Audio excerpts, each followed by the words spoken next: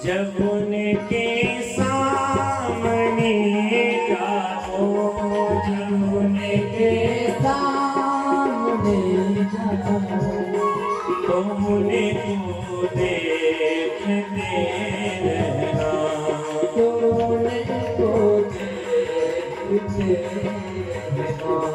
मेरा जो हाल पूछे तो, मेरा जो हाल पूछे तो, जुबां से कुछ नहीं कहना, जुबां से कुछ नहीं कहना। बहा देना एक आंसू, बहा देना एक आंसू, मेरी पहचान ले जाना। कोई आए जो वृंदावन मेरा पैगाम ले जाना।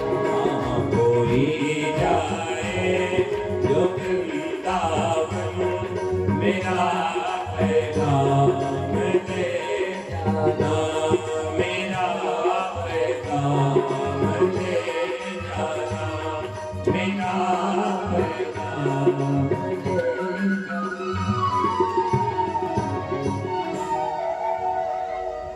इसलिए हमारे संत जन कहते हैं कि जीवन में परमात्मा से एक संबंध अवश्य ही होना चाहिए।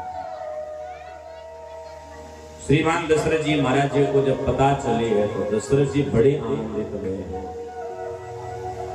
लेकिन वो पुत्र प्रेम का भी सुख नहीं है। तब गोस्वामी जी ने लिखा कि परमानंद पूरी जब राजा कहा बुलाई बजाओ बाजा। बाजा बजाने वाले को दशरथ जी महाराज बोलवाते हैं।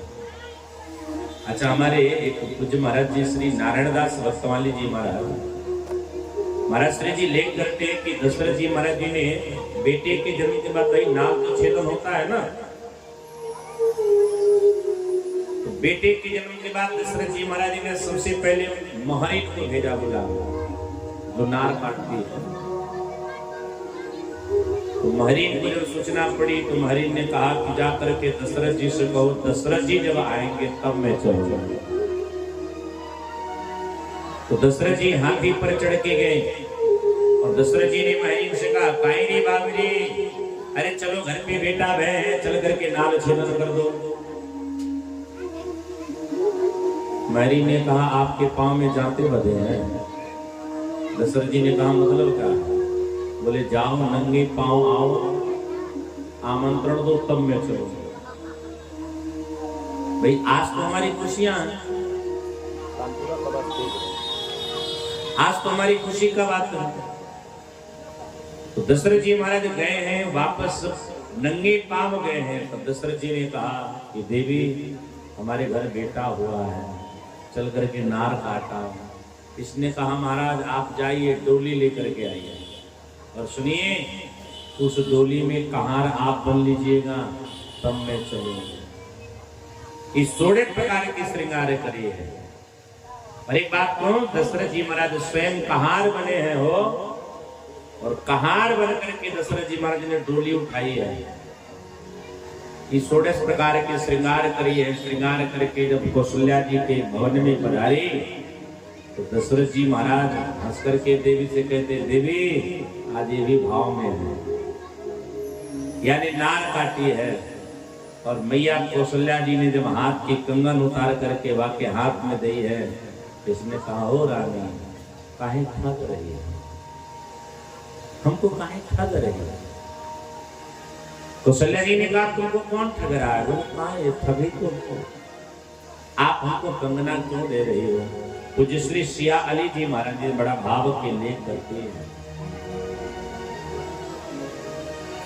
नलई हो महारानी जो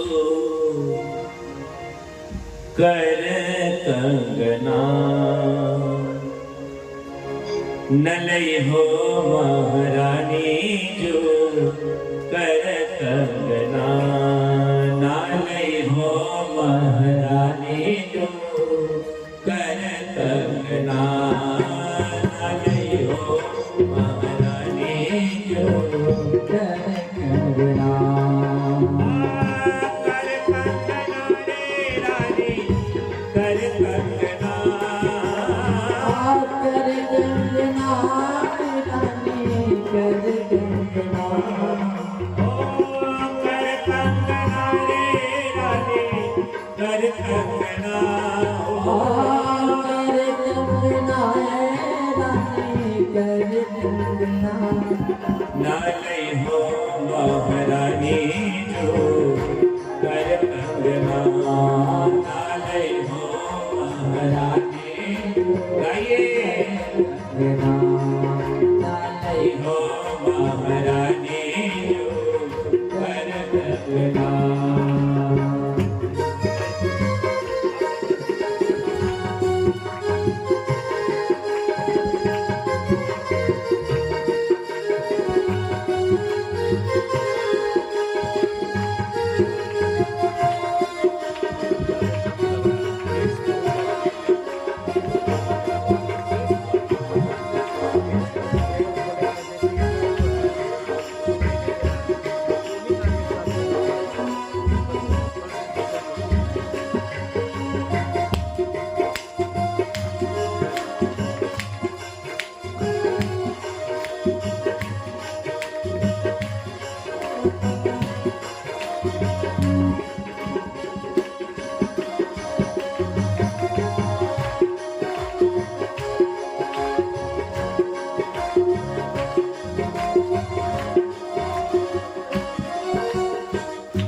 जब से सुनी रानी गर्भवतिया, जब से सुनी रानी गर्भवतिया, रानी जो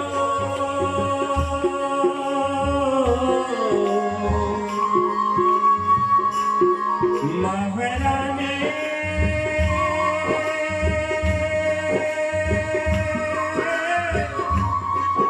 मोरे रानी,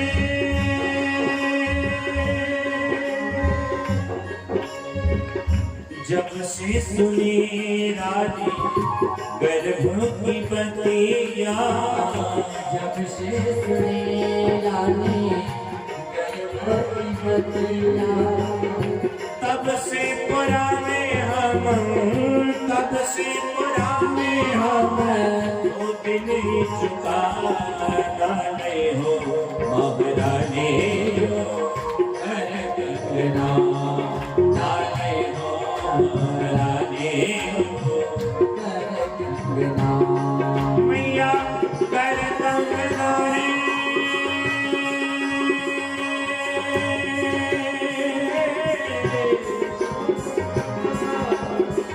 कर कंगना,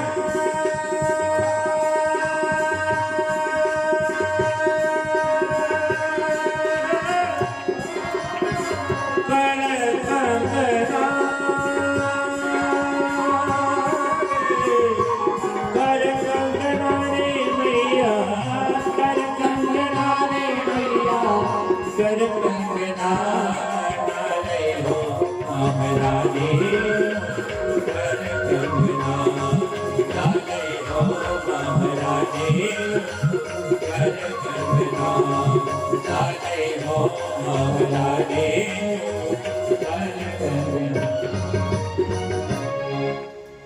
श्री अली जी ने कहा कि दाहरी ने कहा हमको कंगना नहीं चाहिए, तो मैया कौशल्या ने कहा भैया कसको विदाई देना पड़ेगा।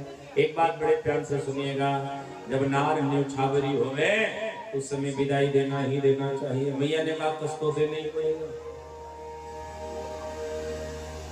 दशरथ जी ने कहा पूछो चाह क्या रही हो? महरी ने कहा मैं जो चाहती हूँ आप दो दोगी? मैया ने कहा बिल्कुल नहीं। महरी ने कहा मैया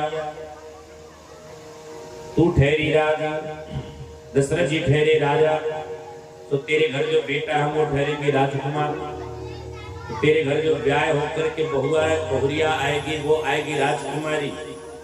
मैया बस तो इतनी कृपा कर दे जब तेरे घर बहुरिया आवे उस बहुरिया का मुंह दिखाई में हमको भी सम्मिलित कर लियो, बाकी हमको कुछ ना चाहिए। कौशल्या जी प्रसन्न हो गई, चलो बेटा तो आया, बहू की भी आने की आशा जागे। गोस्वामी जी ने कहा कि यहाँ भगवान का जात कर्म संस्कार होता है। देखिए हमारे यहाँ 16 प्रकार के संस्कार कह गए, अब तो 3 संस्कार के बाद कोई संस्कार बचा ही नहीं। वो 16 संस्कार कौन है? वो 16 संस्कार में पहला संस्कार है गर्भाधान संस्कार, फिर सीमांतक संस्कार, जात कर्म संस्कार, नामकरण संस्कार, अन्नप्राशन संस्कार, कर्णवेद संस्कार, चूड़ाकरण संस्कार, यज्ञोपवीत संस्कार, विवाह संस्कार। ये सब हमारे यहाँ अनेक प्रकार के संस्कार कहने पर अब तो केवल 3 ही संस्कार बचे। पहला गर्भाधान संस्कार, दूसरा विवाह संस्कार और तीसरा अंतिम संस्कार। बीच के बाकी सब संस्कार गायब हो गए क्योंकि हम लोग कुपथ पे अब चलने लगे हैं। अब न तो किसी का अन्नप्राशन होता है, अब न तो जल्दी किसी का नामकरण होता है।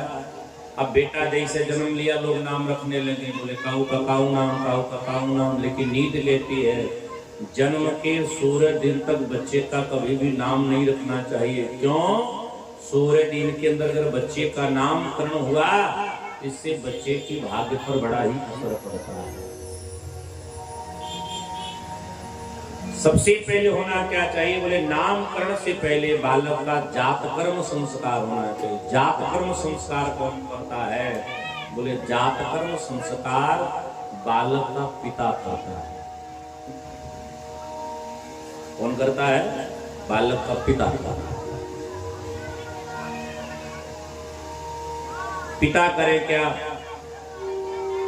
बोले पिता एक पात्र में मधु घी मिला करके और सोने की चम्मच से बालक को 4 बार खिलावे। और बंधुओं इसके बाद गौरी गणेश की पूजन करें और बालक के दाहिने कान में बालक का जो पिता है वो दाहिने कान में गणेश का मंत्र 7 बार पढ़े। चाहे वक्रतुंड पढ़ो, चाहे गम गणपते नमः पढ़ो, ऐसे नीति के साथ पिता को बच्चे के दाहिने कान में 7 बार गणेश मंत्र पढ़ना चाहिए।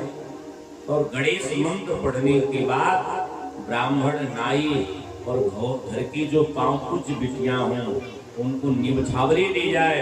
उसके बाद वह पिता अपने बच्चे को गोद में लें, भगवान के चरणों में रखें। तत्पश्चात पुनः पिता अपने बच्चे को गोद में लें और गोद में लेने के बाद उसकी माँ के आंचल में बच्चे को रखें। दशरथ जी ने ये सारे संस्कार को करे। ये जब संस्कार हुए तब गोस्वामी जी ने कहा कि वृंद वृंद मिले चले लुगाई, सहज श्रृंगार के उठ धाई। जोड़ से बोलो जय सिया राम, और जोड़ से कहिए। यहाँ सब मिलके ठाकुर जी की बधाई गाने आते हैं। तो सबसे पहले कौन आए? बोले मागध आए, सूत आए, मागध कौन है? मागध वह बालक होता है जिसका पिता वैश्य हो और जिसकी माता छत्राणी है, जिसका पेट वैश्य घर का हो और जिसकी गर्भ छत्राणी घर का हो, ऐसा जो बालक जन्म लेता है शास्त्र उसे मागध कहता है। सूत कौन है? जिसका पिता क्षत्रिय हो और जिसकी मां ब्राह्मणी हो, ऐसा जो बालक जन्म लेता है शास्त्र से सूत कहता है। और इन दोनों को पद गाने के लिए शास्त्रों ने आदेश किया है। पूज्य श्री गोस्वामी जी महाराज कहते हैं कि जब ठाकुर जी का मंगल अवतार हुआ है तो सबके सब मंगल बधाई का गायन करते हैं, सबके सब बधावा करते हैं। दशरथ जी बड़े आनंदित हैं और दशरथ जी दान भी कैसा कर रहे हैं। किसी को दान करना अगर सीखना हो तो दशरथ जी के जैसे करो। तो द्वापर में किसने दान किया? बोले नंद बाबा ने दान किया। त्रेता युग में किसने दान किया है? बोले दशरथ जी महाराज दान करते हैं। और दशरथ जी की महिमा को गोस्वामी जी ने एक ही चौपाई में लिख डाला कि सर्वस दान दीन है सबका, सर्वस दान दीन सर्वस दान दीन है सबका, सर्वस दान दीन है सबका, जेहि पावा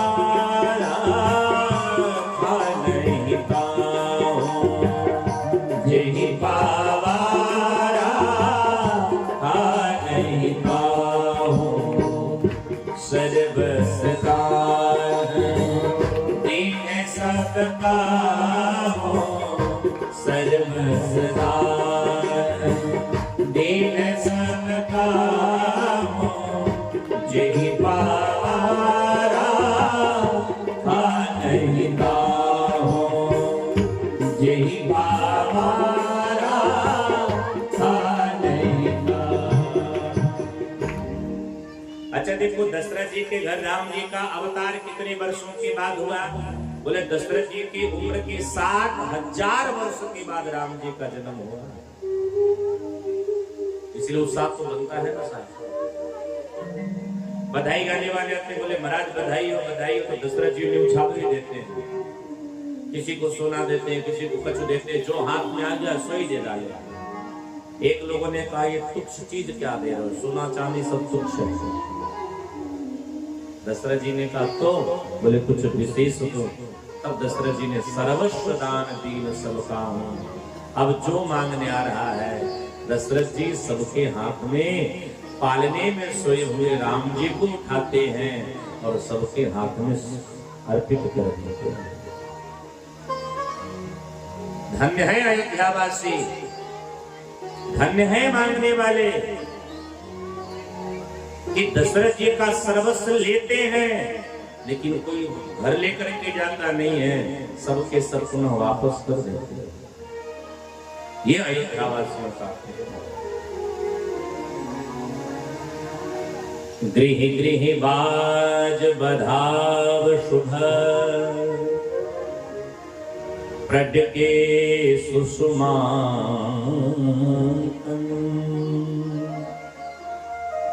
हर्षवंत सब जहता नगर नारी नरवन।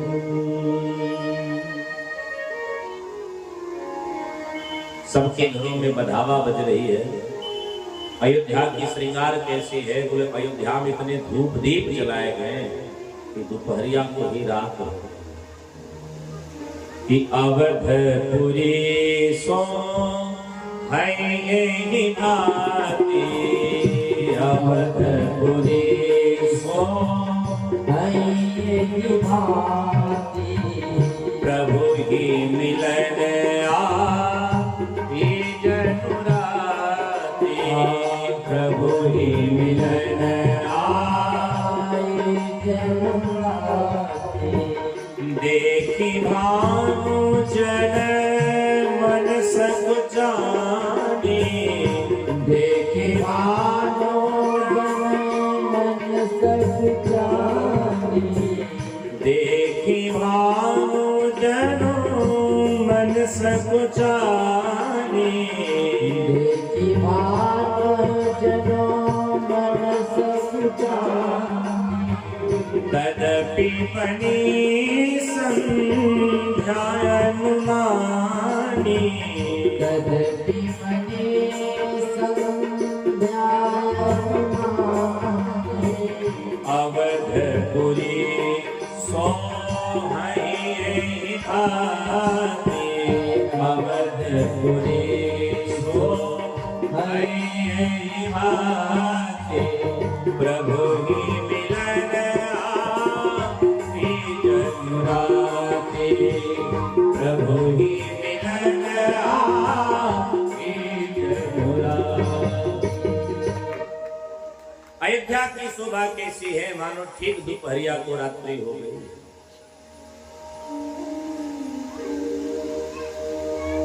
सूर्य देवता अपनी मार्ग को भूल गए हैं। और एक बात कहे हो, आज अयोध्या का एक दिन कितने घंटे का हुआ? आज अयोध्या का एक दिन 360 घंटे का हो गया। सूर्य देवता अपनी मार्ग ही भूल गए, एक जगह रुक गए। अब रजनी जाए कैसे? नहीं, निशा होवे कैसे? सूर्य जाए तब तो निशा आवे।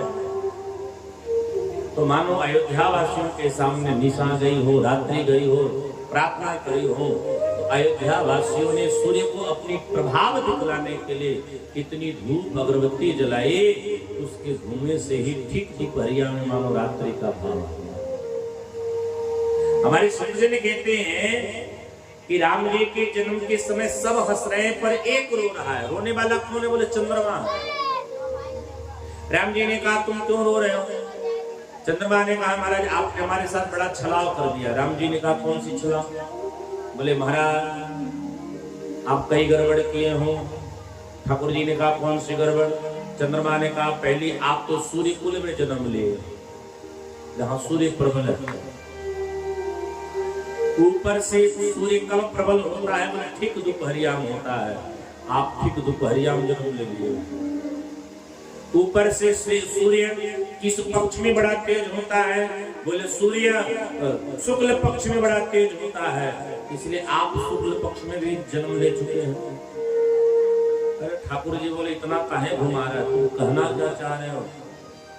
चंद्रमा ने कहा महाराज हम आपका दर्शन करना चाह रहे हैं, और जब तक सूर्य देवता हटेंगे नहीं तब तक हम आपका दर्शन कर नहीं पाएंगे। भगवान बोले काम करो, इस अवतार यह अवतार हमारा सूर्य कुल में हुआ है तो हम तुमको वचन देते हैं अगला अवतार हमारा चंद्र कुल में होगा, तो ठीक इसके विपरीत होगा। इस अवतार हमने शुक्ल पक्ष में ली है तो अगला अवतार हमारा कृष्ण पक्ष में होगा। यह अवतार हमारा ठीक पर्याप्त हुआ है तो अगला अवतार हमारा ठीक रात्रि को होगा, मध्य रात्रि। तो सुन, चंद्रमा किस तिथि को बड़ा मजबूत होता है? तो चंद्रमा कृष्ण पक्ष की अष्टमी तिथि की रात्रि में बड़ा मजबूत होता है। भगवान कहते तो तुम चिंता मत करना, हम द्वापर में तेरे मजबूती पक्ष में आएंगे। चंद्रमा ने कहा महाराज ये तो मानो लॉलीपॉप दे रहे, कुछ कृपा करो दर्शन कर ले। भगवान बोले तो सुनो एक बात हम तुमको वचन देते हैं, आज के बाद दुनिया जब भी राम कहेगी तो मेरे नाम के बाद तेरा नाम जरूर लेगी। आज के बाद मैं तेरा नाम अपने नाम से जोड़ लेता हूँ। आज के बाद दुनिया हमको रामचंद्र कहेगी। अब तो खुश हो जाओ। चंद्रमा ने कहा महाराज अब करना ही क्या होगा। तो बंधुओं एक महीने का दिन हुआ, ठाकुर जी ने सूर्य देवता से बोले महाराज अब तो आप बढ़ो, कुछ लोगों को और आने दो।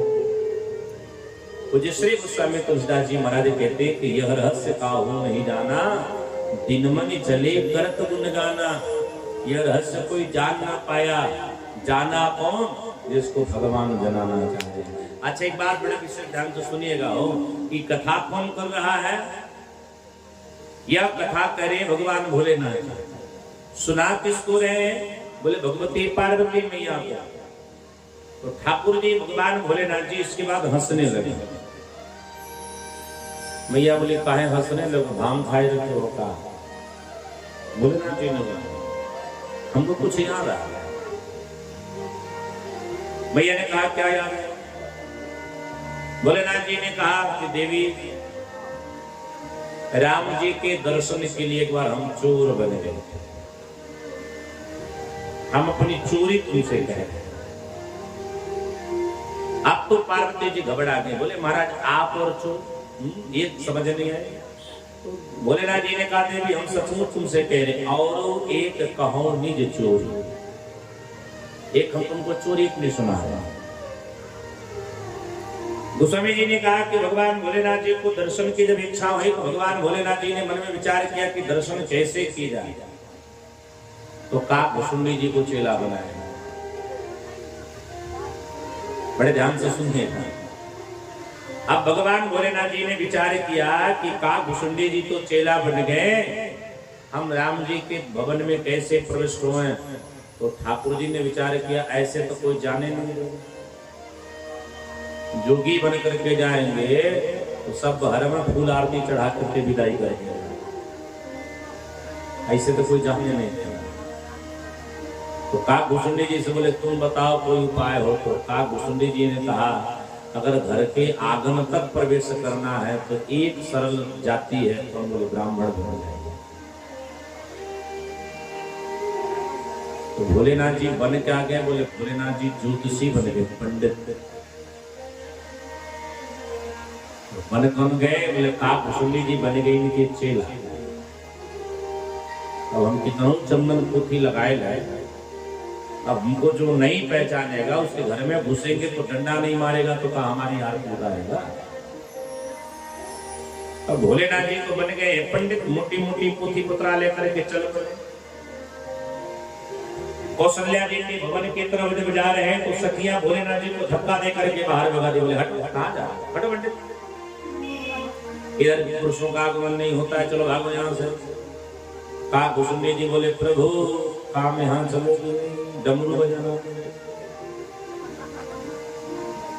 गांव में कोनो मदारी आता है तो आप लोग देखोगे अपनी पोटरी खोलने से पहले वो डमरू बजाएगा, डम डम डम डम डम। जैसे डमरू बजाएगा सबसे पहले लड़के चले जाते हैं। तो भोलेनाथ जी ने विचार किया कि कहाँ डमरू बजाए। तो भोलेनाथ जी सरयू जी के किनारे चले गए और सरयू जी के तट पे जाकर के बाबा ने डमरू बजाना आरंभ किया। कुछ बच्चे खेल रहे थे, बच्चों ने जब डमरू की आवाज सुनी तो बच्चे दौड़े दौड़े गए, काकभुसुंडी जी चेला बना। तो काकभुसुंडी जी ने कुछ बच्चों को पकड़ा, बोले जरा ये जो पंडित जी है ना बड़े पक्के ज्योतिषी, चलो हाथ दिखाओ। एक लड़का आया, भगवान भोलेनाथ जी उसकी हाथ देख रहे हैं। हाथ देखते समय भगवान भोलेनाथ जी ने कहा कि बेटा तुम्हारा यह नाम है, तुम्हारे पप्पा का यह नाम है, तुम यह भोजन किए हो, कल तुम यह भोजन किए थे, एक दिन पहले तुम अपने पिताजी के जेब से पैसा चोरी किए थे। अब तो लड़का जब सुना तो मानो उसे करंट लग गया। धीरे धीरे चारों तरफ हल्ला हुआ, बड़े पक्के ज्योतिषी हैं। बच्चे आए अपनी मम्मी से बोले मैया बड़ो पक्को ज्योतिषी आया है, सगरी बात खोल दे रहा है। अरे मैया हम चल तुमको दिखवा दें, पप्पा का जेब से तू कितना पैसा चोरी किया, ज्योतिषी सब बताई जाए। माताओं ने विचार किया कि अपनी पोल खोलवाने से अच्छा चलो इनको कौशल्या जी से मिलवाई जाए। मैया कौशल्या जी से सखियां कहते कि मैया एक बड़ो ही पक्को ज्योतिषी है और मेरे मन में ऐसी इच्छा है रही है कि अपने जो लाला का जन्म हुआ है उनका भाग्य के हाथों से बिखरा दिया। कौशल्या जी को विचार अच्छा है, ज्योतिषी जी हैं, लेकिन अंदर से सूचना आई कि कितने लोग हैं तो सूचना पड़ी दो तो कौशल्या जी ने कहा किसी एक को ही भेजना। अब कौशल्या जी के भवन के सामने गुरु चेला में पटकी पटकार हो गया। काक भुसुंडी जी और भोलेनाथ जी लड़ने झगड़ने लगे। काहे? बोले काक भुसुंडी जी कह रहे हम जाएंगे, भोलेनाथ जी बोले हम जाएंगे, काक भुसुंडी जी बोले हम जाएंगे। काक भुसुंडी जी उठा करके भोलेनाथ जी को पटक दिया। पटक करके कहा हम चलेंगे। भोलेनाथ जी उठे, धूल जो लगी थी झारे थे, बोले सुनो इधर, अब करी सो करी आगे राम दुहाई, अब मत करना। गुरु माने हो तो पहले हम पे विश्वास करो। काक भुसुंडी जी ने कहा क्या विश्वास करें? भोलेनाथ जी ने कहा हमको जाने दो, हम जब चले जाएंगे तो तुमको भगवान से अवश्य मिला देंगे। अर्थात कहने का तात्पर्य है कि जिसको अपने गुरु पर भरोसा होता है, गुरु में इतनी सामर्थ्य है कि वह शिष्य को भगवान से मिला ही देगा। भगवान भोलेनाथ जी हैं। काक भुसुंडी जी महाराज बाहर बैठे प्रतीक्षा करे थे, पता नहीं बुलवाएंगे कि नहीं बुलवाएंगे। भैया कौशल्या ऊंची आसन लगाई है। भोलेनाथ जी से बोली महाराज बेटे का भाग्य देखो। हाथ लिए भोलेनाथ जी से आंख को फाड़ने लगे। बोले देवी आंख की रोशनी कमजोर हो गई। ये छोटे से कुमार हैं, इनके हाथ की रेखाएं भी बड़ी ही धूमिल है, बड़ी महीन है, हमको दिखलाई नहीं सही पा रही है। बाहर हमारा चेला बैठा है, चेलवा से कह दो, उसको बुलवा दो, वो रेखा देखेगा, भाग्य हम बताएंगे। मैया को यह भाव अच्छा लगा और मैया ने कहा ठीक है महाराज इनको यही करा। तो भोलेनाथ जी पधारे हैं। और बंधुओं ध्यान से सुनना, हमारे एक महात्मा जी कहते हैं कि भोलेनाथ जी ने भगवान का भाग्य देखना आरंभ किया है। मैया ने कहा कि प्रभु भाग्य देख करके बताइए कि हमारे बेटे का भाग्य कैसा है। मैया का संदेह न होखे, बढ़िया उत्तर देहल। भोला अपनी बतिया से मैया को ही ललचैल। मैया के संदेह ना हो गए, इसलिए भोलेनाथ जी सुंदर सुंदर बातें करते हैं। जो लोग ज्योतिषी जी लोग होते हैं, वो ज्योतिषी जी लोग यही पहले चतुराई वाली बात करते हैं। ध्यान से सुनिएगा, ज्योतिष हम लोग भी पढ़े, इसलिए हमको ज्योतिषियों की बात हमको आती है। ज्योतिषी जी लोग सबसे पहले बढ़िया बढ़िया वाली बात कहेंगे। अच्छा बताओ, अभी किसी का हम हाथ देखें तो सबसे पहले हम कहेंगे कि अरे मैया तुम तो बड़ी अच्छी थी। अच्छा किसको किसी बड़ाई अच्छी नहीं लगती है? अरे तुम जैसा पुण्यात्मा कोई हइयो ने, गधो आदमी हो है, अगर पूरा पुण्यात्मा बहुत बड़ा प्रसन्न हो जाता है। बोला चलो कौनो तो पहला बार कहा। फिर लोग कहते हैं क्या है, अरे तुम तो एकदम दानी हो। निठल्लो आदमी को कहो तुम दानी हो, तुम आता है तो खुश ही हो जाते हो। पंडित जी चलो ठीक है, लेकिन धीरे से उनको क्या करना है। फिर पंडित जी लोग कहते हैं आप दानी हो पर धन आता नहीं, अब विपद में चढ़े गई माता। अरे भैया आपके पति आपको बड़ा मानते हैं, लेकिन क्या बताऊं कभी कभी लड़ने भी लगते। दुनिया में किसका पति पत्नी से नहीं लड़ता है साहब। हे मैया तुम तो बड़ी सरल हृदय की हो, लेकिन क्या बताऊं दुनिया वाले तुमको धोखा दे देते हैं। यही तो असली बीमारी है। भोलेनाथ जी ने पहले अच्छी अच्छी बात बताई। मैया तेरे लाला बड़े सुंदर होंगे, बड़े सुंदर होंगे, तेरे लाला का भाग्य बड़ा सुंदर होगा। अरे मैया हम तुमको क्या बतावें? मैया ने कहा और बताओ। बोले उनकी ब्याह होगी। तो ब्याह कब होगी? मैया ने कहा सुनो एक हम तुमको बात बताते। मैया से भगवान भोलेनाथ जी कहते सुनो, जहिया आई है बक्सर वाले बाबा तुम्हारे आंगन। जहिया आई है बक्सर वाले बाबा तुम्हारे आंगन। ओ जहिया आई है बक्सर वाले बाबा तुम्हारे आंगन। जहिया आई है बक्सर वाले बाबा तुम्हारे आंगन। वही हाथम कोई बाबा के हाथन में दिया लाला कोई बाबा के हाथन में दिया लाला के हाथम कोई बाबा के हाथ